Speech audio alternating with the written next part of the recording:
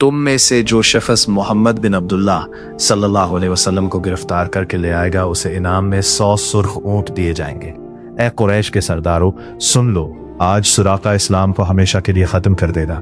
जब सुराका बिन मालिक ने अपनी तलवार मियाँ से निकाली और घोड़े को एड़ लगाई तो उसे ये खबर ना थी कि आज तारीख का सबसे बड़ा शिकारी खुद अल्लाह की कुदरत के सामने बेबस होने वाला है।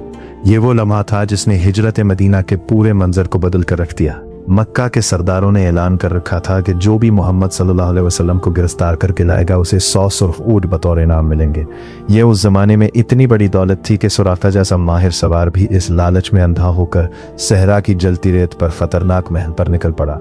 अभी वो नबी करीम सल्लल्लाहु अलैहि वसल्लम के करीब पहुंचा ही था कि अचानक एक हैरान कुन वाक़या पेश आया। ज़मीन सख्त होने के बावजूद उसके घोड़े के पांव रेत में धंसने लगे। वो गिरा, फिर संभला और दोबारा आगे बढ़ने की कोशिश की, मगर इस बार ज़मीन से गर्द गुबार उठने लगा और उसका घोड़ा घुटनों तक ज़मीन में धंस गया। फ़ज़ा में खौफ की कैफियत छा गई और सुराका की सांसें रुकने लगी। इस मंजर ने उसके गुरूर को खाक में मिला दिया। उसने घबरा कर पुकारा, ऐ अल्लाह के रसूल, मुझे माफ़ कर दीजिए, मुझसे बहुत बड़ी ख़ता हो गई। इसका दिल गवाही देने लगा कि ये जादू नहीं बल्कि अल्लाह की गैबी मदद है। वही हाथ जो कुछ देर पहले हमला करने के लिए उठे थे अब कांपते हुए अमान मांग रहे थे। उसने बुलंद आवाज़ में कहा, ऐ अल्लाह के रसूल, मुझे बख्श दीजिए। नबी रहमत सल्लल्लाहु अलैहि वसल्लम ने उसे माफ़ फरमा दिया और वही शख्स जो कत्ल के इरादे से आया था अब आपका मुहाफिज बनकर वापस लौटा। इसी मौके पर आप सल्लल्लाहु अलैहि वसल्लम ने एक ऐसी पेशगोई फरमाई जिसने तारीख को हैरान कर दिया।